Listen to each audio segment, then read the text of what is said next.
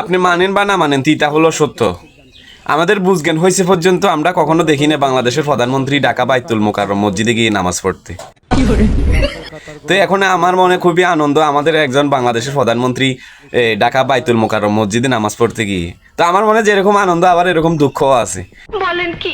আমাদের যারা রাষ্ট্রপ্রধান, রাষ্ট্রের নায়ক, তারা টুপি মসজিদে নিতে ভুলে যাচ্ছে।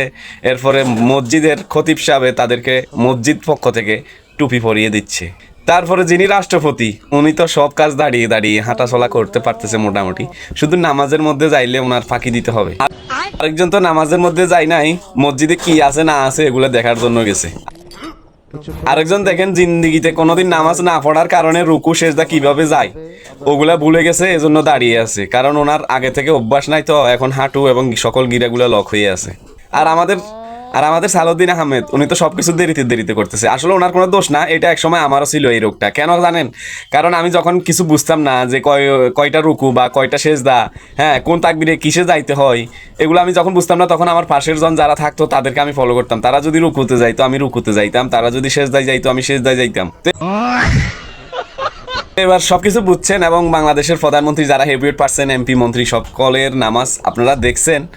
এখন একটা মুসলিম প্রধান দেশ হওয়ার পরও আমাদের বাংলাদেশের যারা প্রধান ব্যক্তিত্ব তাদের নামাজের দৃশ্যটা দেখে খুবই সুন্দর লাগলো। তা আমি কোনো মাওলানা না এবং মুফতিও না, আমি কোনো হতুয়া দিতে পারবো না। শুধু আমি যেগুলো সত্য দৃশ্য আমি দেখছি, দেখে আমার থেকে ভালো লাগছে আপনাদের কাছে আমি তুলে ধরছি। যেমন একটা জিনিস আমি যতটুকু জানি আর কি, আমরা যখন নিয়ত বান্ধি তাহলে আমাদের আঙ্গুলের মাথাগুলা কেবলার দিকে অন্তত পক্ষে ফিরে থাকতে হবে।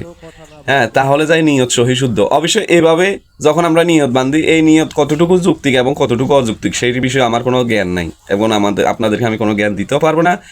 তো আমাদের দেশের যত মুফতি মাওলানা সাহাবারা আছে উনি এখন ঘুমাচ্ছে।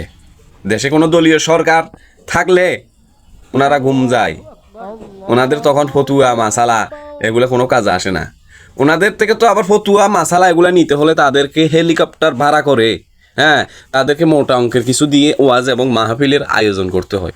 কেন আপনারা এখন ওয়াজ মাহফিলে যেগুলো বলেন এগুলো এখন বলতে পারেন না?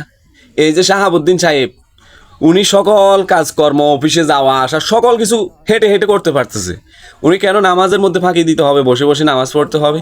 যাই হোক, উনি হয়তো একটা না একটা বাঞ্ছনা দিব যে আমার মাজায় সমস্যা বা অমুক সমুক এরকম বলবে আর কি। তো বলার পরও একটু কষ্ট করলে আল্লাহর জন্য সহি শুদ্ধভাবে নামাজ পড়ার জন্য চেষ্টা করুন। আর বুঝলাম আপনারা দেশের প্রধান ব্যক্তিত্ব, আপনারা যেরকম চেয়ার নিয়ে সকল মুসল্লির সামনে বসে আছেন, পিছনের মুসল্লিগুলো বা ঠিক মতো খতিব সাহেবকে দেখতে পারতেছে না, খতিব সাহেবকে ফলো করতে পারতেছে না। তো আপনাদের সবসময় যেরকম সম্মানটা উঁচে থাকে, আকিদার দিকেও আপনাদের আকিদাগুলো সবার উঁচে থাকুক, এটাই তো আমরা কামনা করি। আমি কি এখানে খারাপ কিছু বললাম? রাগ করলেন আপনারা? যদি ভালো বলে থাকি তাহলে শেয়ার করে দেবেন।